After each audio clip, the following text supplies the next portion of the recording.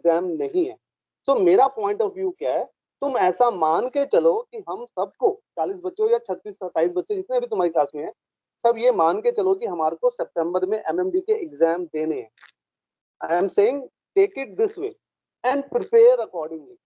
But अगर मैं तुम्हें कह दूंगा या तुम्हारे दिमाग में आ जाएगा कि नहीं हमारे को नवंबर में एग्जाम देने, तो तुम स्लैक हो जाओगे, है ना। तो मेरा सिर्फ पॉइंट ये है, don't be slack, take take it as if you have to give the exams in the September month of MMD, ऐसा मान करके चलो। ये मेरा कहने का मतलब है। ठीक है, कुछ क्लैरिफिकेशन आ रही है? Yes sir.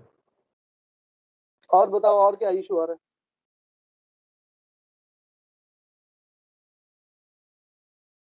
बस खत्म हो गए?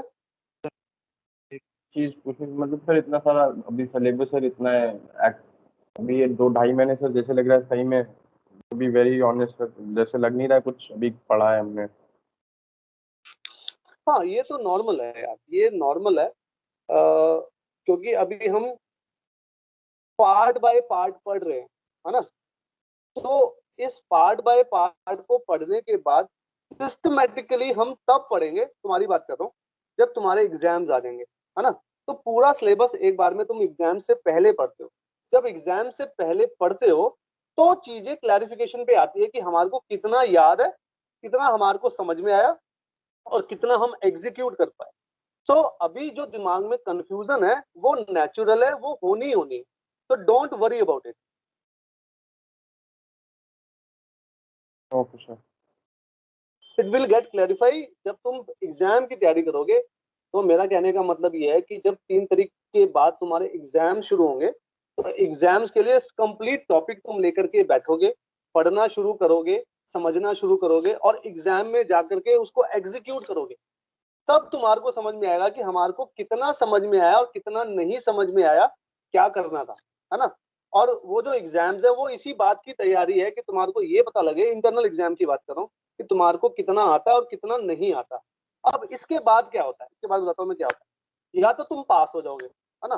अब ऑनलाइन एग्जाम में पास हो ही जाओगे, जैसे भी होगे, वो तुम्हें भी पता है, मुझे भी पता है। उसके बाद जब हम तुम्हारे को पास आउट कर देते हैं, मोटा मोटी मोटा मोटी तुम्हारे को 20 से 25 दिन मिलते हैं एमएमडी एग्जाम से पहले, हमारे पास आउट के बाद, और 20-25 दिन एग्जाम से पहले एमएमडी के। वो 20-25 दिन बहुत क्रिटिकल होते हैं। अब तुम्हारे दिमाग में जो भी डाउट कनिष्क ने पूछा है, वो डाउट जो है ना, वो धीरे धीरे खत्म हो जाएगा जैसे तुम्हारे इंटरनल एग्जाम दोगे। और फिर तुम्हारे को समझ में आएगा हमारे को क्या नहीं आता, या हमारे को किस पे ज्यादा फोकस करना है। तो वो जो 20-25 दिन तुम्हारे को मिलेंगे एग्जाम से पहले, उसमें तरीके से सिस्टमेटिकली पढ़ाई करोगे तो सारे फंडे क्लियर हो जाएंगे, और जो डाउट आ जाएंगे हमारे से पूछते रहना, टीचर से पूछते रहना, and you will be thorough before your MMD exam. This is how it works out. Kanishk, कुछ कुछ बात समझ में आ रही है बेटा? हाँ सर। है ना। सो जो तेरे दिमाग में डाउट आ रहा है ना, वो नेचुरल है, it has to be there. So don't worry about it. वो इंटरनल एग्जाम्स के आसपास थोड़ा सा क्लियर हो जाएगा, और फिर जो 20-25 दिन मिलेंगे उसमें अच्छे से पढ़ाई करोगे, एमएमडी एग्जाम का थोड़ा डर भी रहेगा, सारे फंडे क्लियर हो जाएंगे। मोस्ट ऑफ द गाइज की मैं बात कर रहा हूँ, जो पढ़ना चाह रहे हैं, जो पढ़ेंगे। हाँ, जो थोड़ा सा हॉलीडे मूड में अभी भी रहेंगे, उनके फिर 2-4-5 अटेम्प्ट होते रहेंगे, and they will learn in due course of time. ठीक है, और बताओ।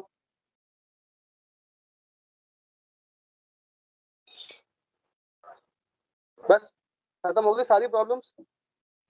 सर कोई भी आरओआर हो भी प्रॉब्लम? अभी स्टार्ट नहीं हुई सर। आरओआर भी सर स्टार्ट नहीं हुई सर। और start the? Oh, this is something new for me. ये तो सलीम सर पढ़ा रहे हैं ना? हाँ सर, फिर ब्रेक लग गई उसमें। सर वो स्टेबिलिटी पढ़ा रहे थे तो फिर स्टेबिलिटी पढ़ाने लग गए ना सर, तो आर ब्रेक लगे। हाँ हाँ, ओके ओके। तो अभी अभी देखो, बहुत अच्छी अच्छी बात है। अभी जैसे जैसे सर का एक ही टॉपिक रह गया, ट्रिम टाइप ए प्रॉब्लम, है ना। तो अब सर सारा फोकस ट्रिम स्टेबिलिटी से निकाल करके he will start putting efforts in the ROR part, so don't worry.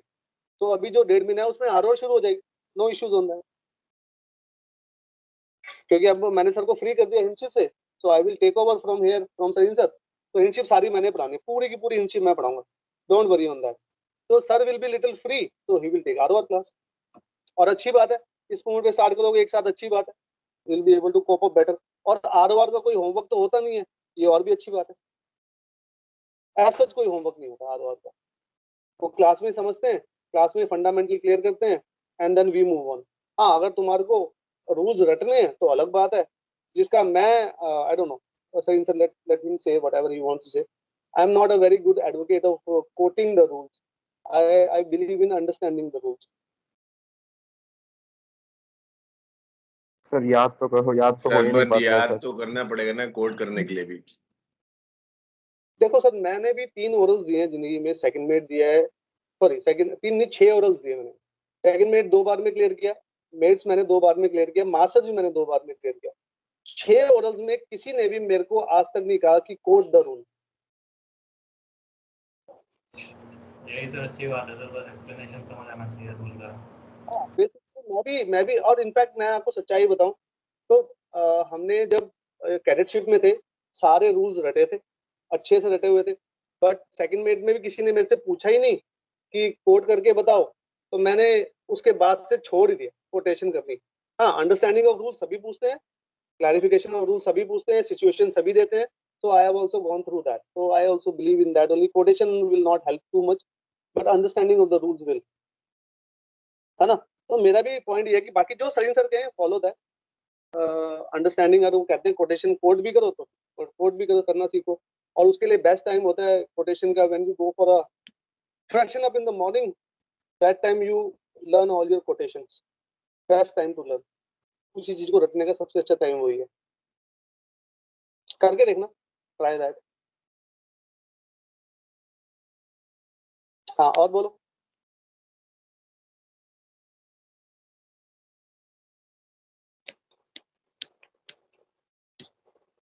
चल, अभी बताओ टाइम कितना हुआ एग्जैक्ट?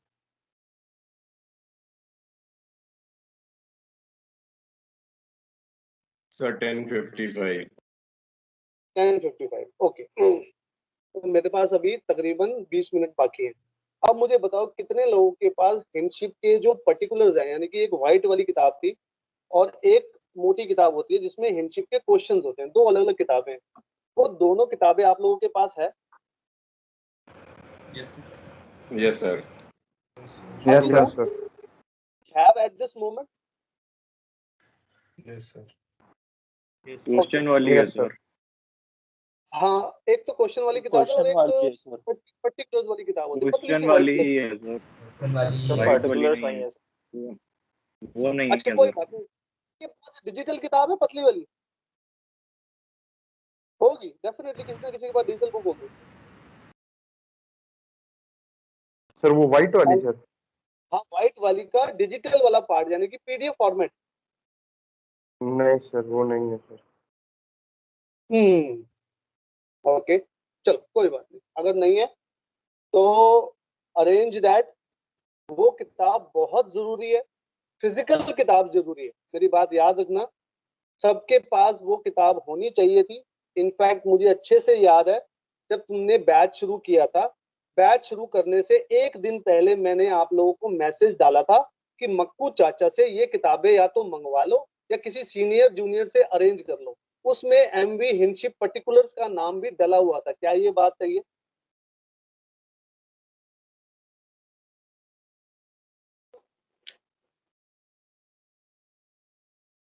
अरे अब कोई नहीं बोल रहा, क्या बात है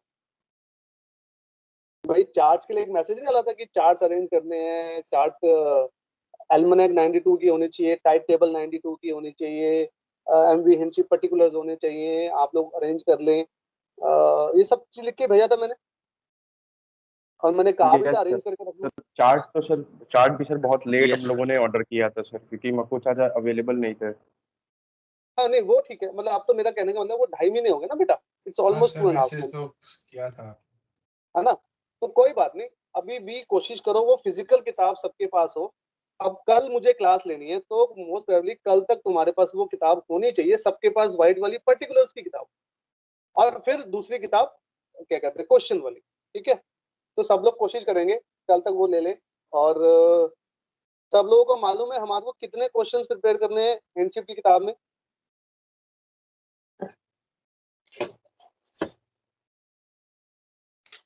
सर हाँ जी 77 कितने? सर 1 to 77 1 to 77 ये मैंने शुरू में लिखवाया था तुम्हारे को शायद, है ना? Yes sir. Yes sir yes sir. Okay चलो थोड़ी सी स्टेबिलिटी की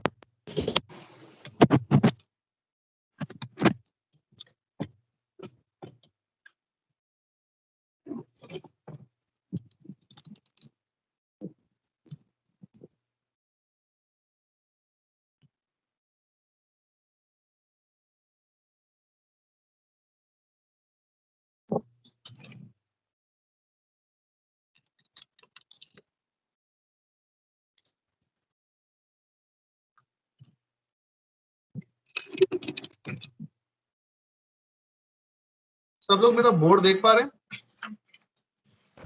यस सर। Yes sir. थोड़ी सी सेटिंग कर रहा हूँ, काफी दिन हो गए ना। ओके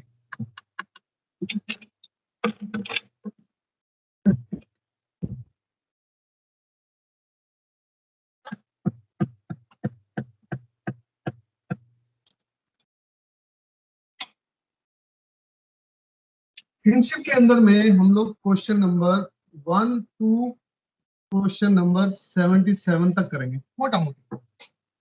इसके बाद के जो क्वेश्चंस है, अगर तुम पुराने पास पेपर्स उठा करके देखोगे तो तुम मुझे आकर के बताओगे कि सर क्वेश्चन नंबर 84 भी आया हुआ है, ऐसा आप लोग कहेंगे मुझे।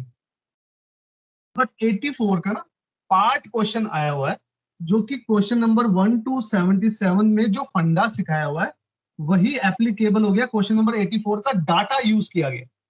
ठीक है, सो ये मत सोचना कि पास पेपर्स में क्वेश्चन नंबर 84 भी आया हुआ है तो सर ने हमारे को ये वाले पार्ट क्यों नहीं कराए। ठीक है, तुम्हारे सिलेबस में एक्चुअल में क्वेश्चन नंबर 1 टू क्वेश्चन 70 तक ही है, बट मैं पिछले कई सालों से देख रहा हूँ 71, 72, 73, 74, 75, 76, 77 तक का जो कॉन्सेप्ट है उसके क्वेश्चंस भी आ जाते हैं। इनफैक्ट लास्ट पेपर में भी आई थिंक 76 क्वेश्चन आया हुआ था या 77 क्वेश्चन का पार्ट आया हुआ था, अभी जो लास्ट हमारे पेपर हुए थे अप्रैल में। ठीक है, तुम लोग देखे नहीं होंगे।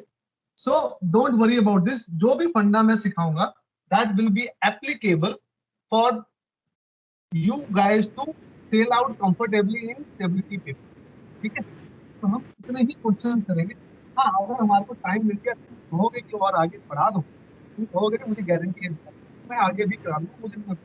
ठीक है, पहली बात तो बात ये है हमने अब जो भी स्टेबिलिटी करी है वो स्टेबिलिटी को हमें ऐसे समराइज करें, मतलब the stability has summarized in this। हमारे पास 3 डायमेंशन है, X axis, Y axis and the Z axis. Y axis में तो मैंने जो कॉन्सेप्ट पढ़े हैं,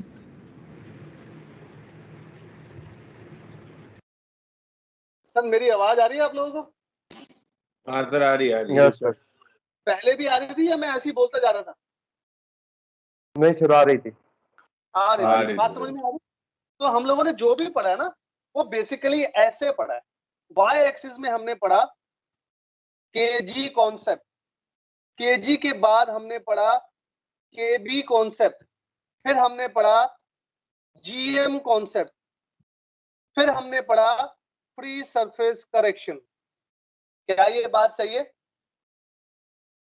जी सर। Yes sir. है ना? तो हमने ये सारी चीजें पढ़ी वाई एक्सिस के अलोंग। ये बड़ी इंपॉर्टेंट चीज बता रहा हूं मैं, जब हमारे को हिंडशिप का क्वेश्चन आएगा तो सबसे पहली चीज जो हमारे को स्ट्राइक डाउन करनी है कि ये कौन सी एक्सिस का क्वेश्चन है। तो बी क्लियर ऑन दिस, हमने तीनों एक्सिस पे चीजों को पढ़ा है छोटी किताब में। दूसरी चीज हमने पढ़ी जेड एक्सिस पे, वो हमने पढ़ी लिस्ट। क्या ये बात भी सही है?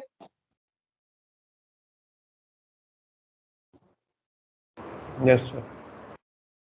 काफी कम आवाज आ रही है, क्यों कंफ्यूज हो क्या लिस्ट के बारे में?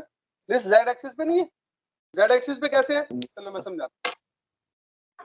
भाई हमारा एक जहाज है, वी हैव अ शिप, है ना, अलोंग दी लेंथ यानी कि फॉरवर्ड टू आप हमारी एक्स एक्सिस है, क्या ये बात सही है?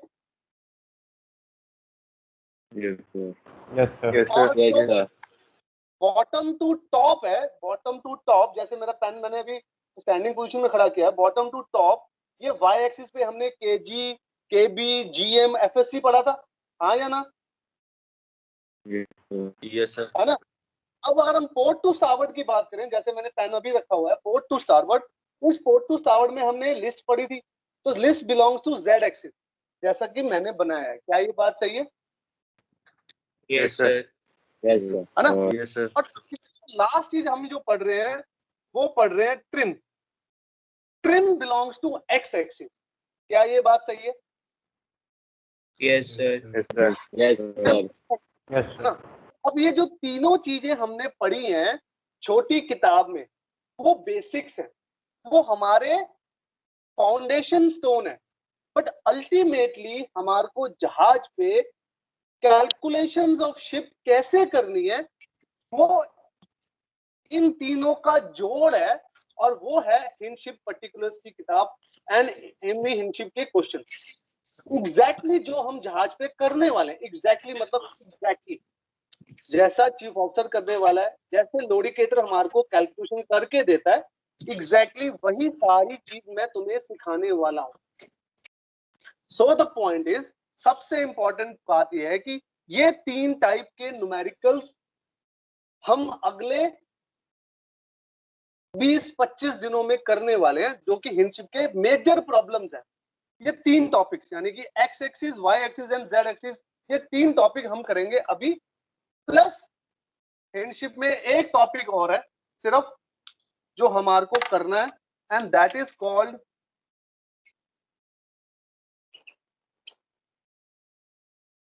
Load line. ये चौथा टॉपिक है जो हम हिंदशिप में करने वाले।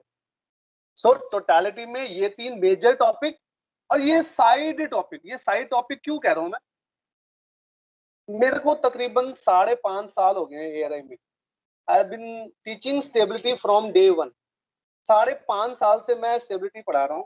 मैंने लोड लाइन का न्यूमेरिकल एग्जाम में आते हुए नहीं देखा है, आई हैव नॉट सीन, और I may have missed out also, that could be the case, but मैंने लोड लाइन का न्यूमेरिकल आते हुए नहीं देखा है। तो ये वाला पार्ट हम सबसे आखिरी में करने वाले, हम पहले इन तीनों पर ही फोकस करेंगे और सबसे पहले हम इस पे फोकस करेंगे, ऑफ हिंदशिप। सो हमारे question number 1 to question number 30 Y axis को ही बिलोंग करते हैं। क्या ये बात सबको समझ में आ रही है? Yes sir. है ना? उसके बाद हम लोग इस क्वेश्चंस पे आएंगे, this will be the my second part, list इसके बाद में कराऊंगा। लिस्ट के क्वेश्चन स्टार्ट होते हैं क्वेश्चन नंबर, जो मेरे को थोड़ा थोड़ा सा याद आ रहा है, question number 33 to question number 42, then question number 44 to question number 53, ये लिस्ट के क्वेश्चन है, ठीक है। और सबसे उसके बाद हम करेंगे ट्रिम वाला पार्ट, जो ट्रिम वाले पार्ट के क्वेश्चंस हैं मोटा मोटी स्टार्ट होते हैं क्वेश्चन नंबर 61 टू क्वेश्चन 77, ये ट्रिम का पार्ट है। कुछ गड़बड़ करी है मैंने, क्या गड़बड़ करी है? 43 टू 53, हाँ ये वाला पार्ट इसका नहीं है। क्वेश्चन नंबर 54 टू क्वेश्चन 59, ये इसका पार्ट है। और ये जो क्वेश्चन नंबर 43 टू 53 है, मैं दोबारा लिख देता हूँ, क्वेश्चन 54 टू क्वेश्चन 59, ये वाला क्वेश्चन है 43 टू 53। ये लोड लाइन के क्वेश्चन था, ठीक है। ये हम सबसे आखिरी में करेंगे। तो पहले हमारा target question number 1 to question 30 जो कि वाई एक्सिस के क्वेश्चन है, हमारे के लिए बहुत इंपॉर्टेंट है ये। जब हम क्वेश्चन पढ़े हिंडशिप का तो पहले ये आइडेंटिफाई करने का कि ये पर्टिकुलर क्वेश्चन वाई एक्सिस का है, जेड एक्सिस का है, एक्स एक्सिस का है, या कॉम्बिनेशन ऑफ एनी टू है। क्या बात कर रहा हूं मैं, स्लोली ग्रेजुअली मेरी बात समझ में आएगी जब हम चीजों को स्टार्ट करेंगे, क्वेश्चन बाय क्वेश्चन चीजों को देखेंगे। बट एक लाइन ऑफ थॉट दे रहा हूं मैं कि हमारे को सबसे पहले यही आइडेंटिफाई करना है हिंडशिप के अंदर में कि ये क्वेश्चन किस टॉपिक को बिलोंग करता है, और फिर हम मूव ऑन करेंगे। मेरी बात समझ में आ रही है? मेरी स्पीड ठीक है? Yes sir. Yes sir. चलो यहाँ पे अपनी क्लास में खत्म कर रहा हूँ आज की। कल I want everybody to have हिंडशिप पर्टिकुलर्स, स्पेशली 3 चीजें मुझे तुम्हारे से चाहिए। एक हिंडशिप पर्टिकुलर्स, एक बड़े वाला स्केल, लंबे वाला, छोटा वाला नहीं। I want a big scale, लंबे वाला, और एक साइंटिफिक कैलकुलेटर तुम्हारे पास है, स्केल भी तुम्हारे पास है, और हिंडशिप पर्टिकुलर्स भी होनी चाहिए। ये 3 चीजें स्पेसिफिकली तुम्हारे पास कल होनी चाहिए, एक नोटबुक और एक पेन के अलावा। ठीक है? Am I clear on this? Yes sir. Yes sir. तो फिर कल मिलते हैं with all these things in place. जो भी मेरा पीरियड लगा होगा वहां से हम अपनी हिंडशिप की जर्नी शुरू करेंगे। बहुत आसान है हिंडशिप, बहुत आसान है। It's very very easy. जो हमने छोटी किताब में पढ़ा है उससे भी बहुत आसान है। तो don't be scared about it. अगर जो भी पहले प्री नोशंस हैं काफी आसान है, और जहाज पे कैलकुलेशन हमने वैसी करनी है, जहाज की कैलकुलेशन बहुत ही आसान है। It's even easier ship calculation, ठीक है। बट उसके लिए हमारे को एक माइंडसेट बनाना पड़ेगा, चीजों को समझना पड़ेगा, और थोड़ी सी प्रैक्टिस करनी पड़ेगी। Be serious from tomorrow. थोड़े बहुत मजाक भी हम करता रहेंगे क्लास में, ऐसा कुछ नहीं है। बट यस, क्योंकि टाइम कम है तो will try and utilize more time. मैं होमवर्क भी देने वाला हूँ, मेरी बात याद रखना। हिंडशिप के नॉर्मल के हर रोज के मैं होमवर्क दूंगा तुम्हारे को, और तुम्हारे को होमवर्क करना भी पड़ेगा, याद रखना। So there will be homework from tomorrow, be prepared for that. ठीक है, चलो, किसी को कोई बात करनी है? Anything else? Otherwise we will finish the class here. No sir, thank you sir. No, sir. No, Thank you, sir. sir.